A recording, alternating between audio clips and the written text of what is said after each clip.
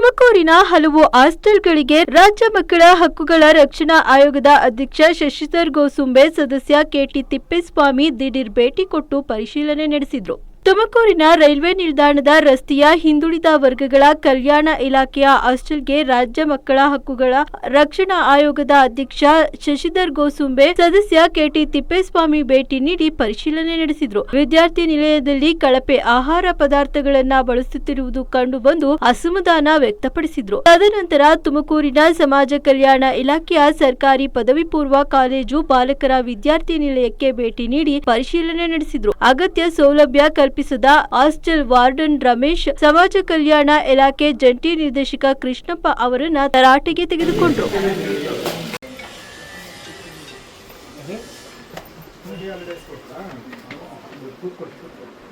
ಯಾವ ಶಾಲೆಗೆ ಹೋಗ್ತೀರಾ? ಈಗ ನಿಮಗೆ ಇದು ಬೇರೆ ಸರಿಯಪ್ಪ ಶುಚಿ ಕೇಕ್ ಯಾರು ತೋರಿಸ್ತೀರಾ? Soap Kittu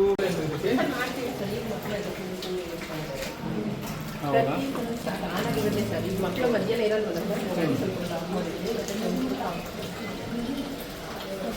waste water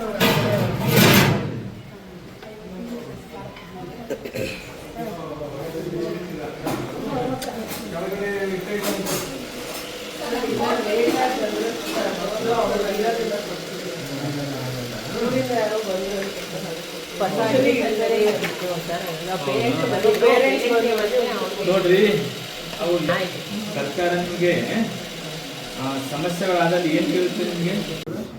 Ramesh ಅವರೇ, ನೀವು ಕರೆಕ್ಟಾಗಿ ಗೊತ್ತಿದ್ರೆ ಸುಮ್ಮನೆ ಮಿಸ್ಗೈಡ್ ಮಾಡಕ್ಕೆ ಪ್ರಾಮಾಣಿಕ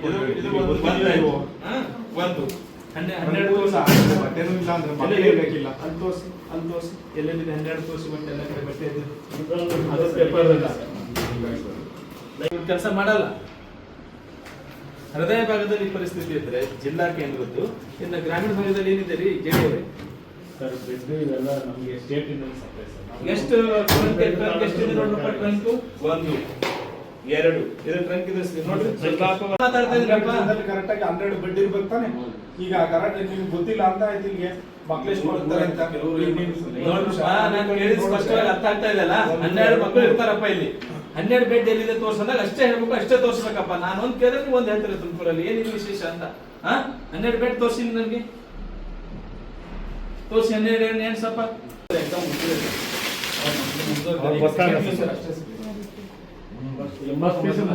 ಕೇಳಿದಾಗ 12 ಮಕ್ಕಳು ಇರ್ತಾರ ಅಂತ ಹೇಳಿದ್ರಿ. ಅದೇ ಸರ್, 12 ಮಕ್ಕಳು ಕೇಳಿ 12 ಮಕ್ಕಳು ಟ್ರಂಕ್ ಕೇಳಿದಾಗ ಇವಾಗ ಎಕ್ಸಾಮ್ ಹೋಗಿದ್ದಾರೆ ಅಂತ ಹೇಳ್ತೀರಾ? ಸರ್ ಫಸ್ಟ್ PUC ಅನ್ನೋದು ಎಕ್ಸಾಮ್ ಮುಗಿದಿದೆ ಸರ್. ಅವ್ರೆಲ್ಲ ಮಲ್ತಾರೆ.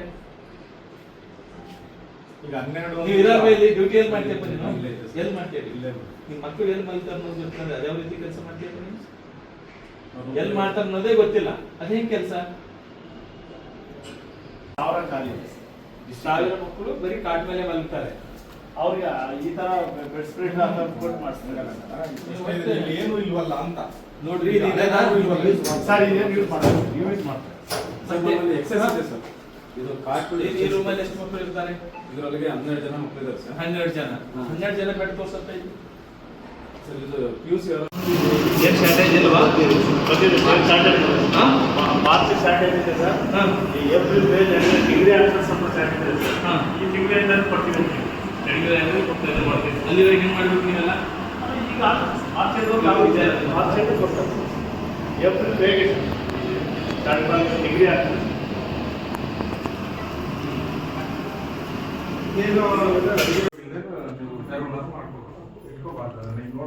ನೋಡ್ತಾರ ಯಾರೇ ಆಗಲಿ ಅದು ಮತ್ತೆ ವೇಸ್ಟ್ ಅಂತ ಹೇಳೋದಾಯ್ತು. ಅದನ್ನ ಹಾಕಬೇಕು, ಉಪ್ಪಿಗೆ ಹಾಕಬೇಕು, ನಿಮ್ದೇನು ಪ್ರೊಸೀಜರ್ ಇದೆಯೋ ಇಲ್ಲೇ ಮಾಡ್ಬೇಕಲ್ಲ, ಬರೋಲ್ಲ ಉಪಯೋಗ ಇಲ್ಲ ಅಂತ.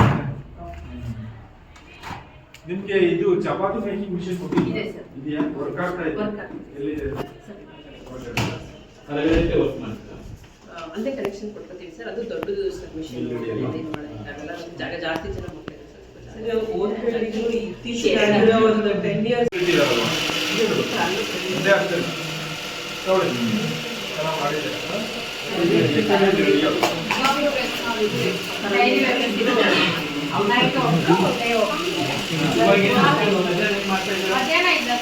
ಅಗ್ರಿಮೆಂಟ್ ಶನಿವಾರ ಭಾನುವಾರ ಇರುತ್ತೆ. ಒಂದು ಶಾಲೆಯಲ್ಲೇ ಮಾಡ್ತಾರೆ. ಹೌದಾ? ಅಂದ್ರೆ ಕಂಪಲ್ಸರಿ ಅವರೆಲ್ಲರೂ ಸರ್ಟಿಫೈಡ್ ಮಾಡಿದ್ಮೇಲೆ ತಗೋತಾ ಇದ್ದೀರಾ?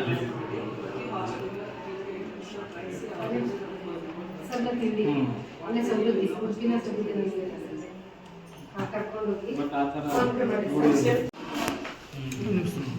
ಎಷ್ಟು ಮಾಡಿದ್ದೀರಿ? ಎಲ್ಲ ಬಾಕ್ಸ್ ತಗೊಳ್ತಾರೆ ಸರ್. ಈ ಕಾಲೇಜ್ ಅಂದ್ರೆ ಬೆಳಿಗ್ಗೆ ಕ್ಲಾಸ್ ಹೋಗ್ತಾರಾ? ಬೆಳಿಗ್ಗೆ ಕ್ಲಾಸ್ ಮಾಡ್ತಾರೆ ಇವಾಗ ಮಧ್ಯಾಹ್ನಕ್ಕೆ ಎಷ್ಟು ಜನಕ್ಕೆ ಅಂತ ಮಾಡಿರೋದು ಈಗ ಇದು? ಸರ್. 20 ಮೆಂಬರ್ಸ್ ಬರ್ತಾರಾ?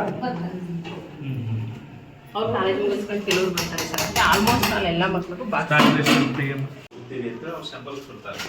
ಆ ಸ್ಯಾಂಪಲ್ಸ್ ಕೊಟ್ಟಂತ ಯಾವ ಆಹಾರ ಧಾನ್ಯಗಳಿರುತ್ತೋ ಅದೇ ಮಾದರಿಯಲ್ಲಿ ಕೊಡಬೇಕು ಅನ್ನೋದು ಒಂದು ಸಿಸ್ಟಮ್ ಇರುತ್ತೆ. ನೀವು ಇದು ತಗೊಂಡ್ರಿ, ಈ ತರ ತಗೊಳ್ಬೇಕು ಅನ್ನೋದು ನಿಮ್ಗೆ ಏನಾದ್ರು ಸ್ಯಾಂಪಲ್ಸ್ ಇದೆ ನಿಮ್ಮ ಹತ್ರ? ಇಲ್ಲ ಇಲ್ಲ. ನಿಮ್ಗೆ ಗೊತ್ತಿರ್ಬೇಕಲ್ಲ, ಈ ತರ ಶೇಂಗಾ ನೀವು ಈ ತರ ತಗೋಬೇಕಾ? ಟೆಂಡರ್ ಫೈನಲ್ ಮಾಡಿದ್ರ ಮಿಕ್ಸು ನೋಡಿ, ಮತ್ತೆ ಯಾಕೆ ವಾಪಸ್ ಕೊಡಲ್ಲ ಇವರು? ನೋಡಿ, ನೀವು ಗೋಡಂಬಿ ಎಲ್ಲ ಈ ತರ ನೀವು ಮಾರ್ಕೆಟ್ ಅಲ್ಲಿ ಈ ತರ ಎಂದಾದ್ರೂ ಟೆಂಡರ್ ನಲ್ಲಿ ಇತಿಹಾಸದಲ್ಲಿ ಈ ತರ ಯಾರಾದ್ರೂ ನಿಮ್ಗೆ ಸ್ಯಾಂಪಲ್ಸ್ ಕೊಟ್ಟು ಟೆಂಡರ್ ತಗೊಂಡಿದಾರ ಯಾರಾದ್ರೂ ನಿಮ್ಮ ಸರ್ವಿಸ್ ನಲ್ಲಿ? ಏಕೆ ವಾಪಸ್ ಕಳ್ಸಲ್ಲ ನೀವೆಲ್ಲ? ಇಟ್ಕೋಬೇಕಲ್ಲಮ್ಮ, ನೀವೆಲ್ಲ ನೋಡ್ಕೊಂಡು ಇವನ್ನ ಬಂದಾದ್ಮೇಲೆ ಗುಣಮಟ್ಟ ಇಲ್ಲ ಅಂದ್ರೆ ತಗೋಬೇಕಲ್ಲ.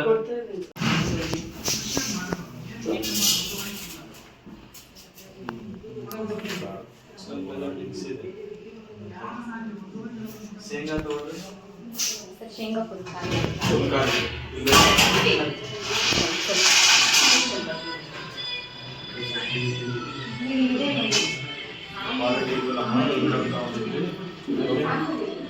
ನಿಮ್ಮಲ್ಲೆಲ್ಲ ಸ್ಯಾಂಪಲ್ಸ್ ಇಲ್ಲ? ಸ್ಯಾಂಪಲ್ಸ್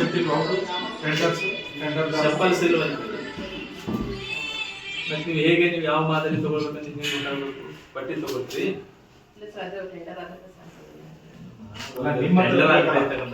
ಅವರು ಅವರೊಂದಿಗೆ ಒಬ್ಬರು ಸಿಬ್ಬಂದಿ ಇರ್ತೀವಿ ಅಂತಕ್ಕಂಥ ಮಾತು ಅಲ್ಲಿ ರೇಡಿಯೋಲಜಿಸ್ಟಿಂದ ಬಂತು.